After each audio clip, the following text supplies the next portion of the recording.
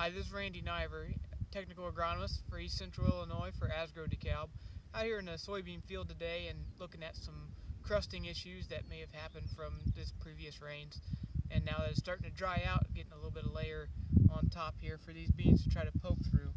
Just digging down just a little bit, you can see that the beans are starting to try to come up through that crust surface, and they're got their hypocotyl is right there at the soil surface, ready to poke through.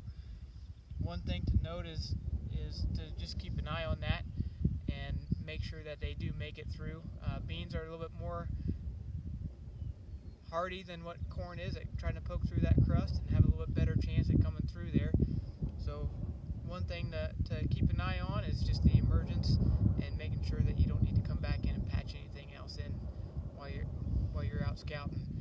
For corn, make sure that you get an even emergence. It's going to be very key when it comes to pollination time. So when you're out scouting your fields, look at your lower areas and check and make sure that crusting isn't going to keep them from coming up. One thing you can do if you need to is get out a rotary hoe and try to go over the surface. A key thing with those rotary hoes is just to make sure that you get just deep enough to break that crust and not to actually hit the seedling themselves.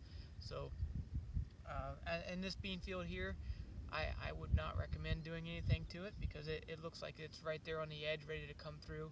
In some spots it's actually right there just above the soil surface, ready for the cotyledons to poke out. So when it comes to the corn, like I said, just keep an eye on that, and you may need to come back in and patch up some areas that may have some less emergence, or if the whole field's crusted over, if we don't get a little bit of a rain to soften up that soil surface and you don't have access to a rotary hoe, you may need to consider a replant, just depending on what your stand is at that time.